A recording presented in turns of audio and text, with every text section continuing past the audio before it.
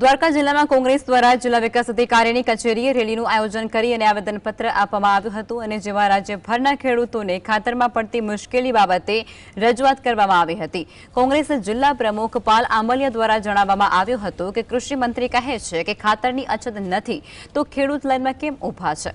આ ઉપરાંત જો એનપીકે ખાતરમાં ₹130નો વધારો કરવામાં આવ્યો છે જેનું પણ દ્વારકા કોંગ્રેસ વિરોધ કરી રહ્યું છે અને ખેડૂતોને સબસિડીથી ખેત ઓજારો મળવાના મંજૂર થયેલ છે તો જિલ્લા ખેતીવાડી અધિકારી દ્વારા કેમ ના મંજૂર કરવામાં આવી રહ્યા છે તેવા પણ સવાલો કર્યા।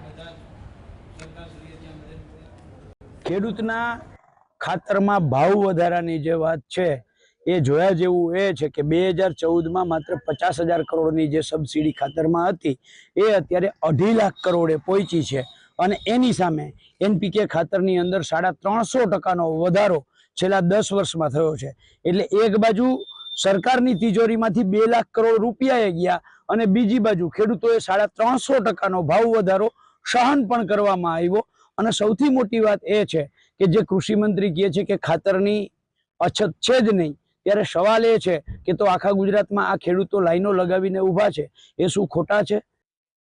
જે ખેતીવાડી વિકાસના જે સાહેબ છે એને આ લેજર કટિંગના બીજા ને ત્રીજા વાંધા કરીને અમારી સબસિડી પાસ ન થવા દેવા હાટું થઈ અને ગોળ ગોળ બધી વાતો કરી અને અમને અમારું ટૂંકમાં ધાર્યું કંઈ થવા નથી દેતા। હવે આ કટિંગ કરે ઓલું કટિંગ કરે, અમે અભણ માનો ભાઈ આમાં અમને કંઈ ખબર પડતી નથી। હવે મેઇન પ્રશ્ન એ છે કે સાહેબ એને પોતાની રીતે વાતો કરે છે। હવે એ કેટલો ભણેલ છે, હું કેટલો ભણેલ છું, હું નોકરી ન કરું, આ કે મારાથી થતું નથી અને આ વાંધો કાયમી કરી રાખે। અમારી સબસિડી પાસ ન થવા દેવા હાટું ને સાહેબ ગોળ ગોળ વાતો કરે છે।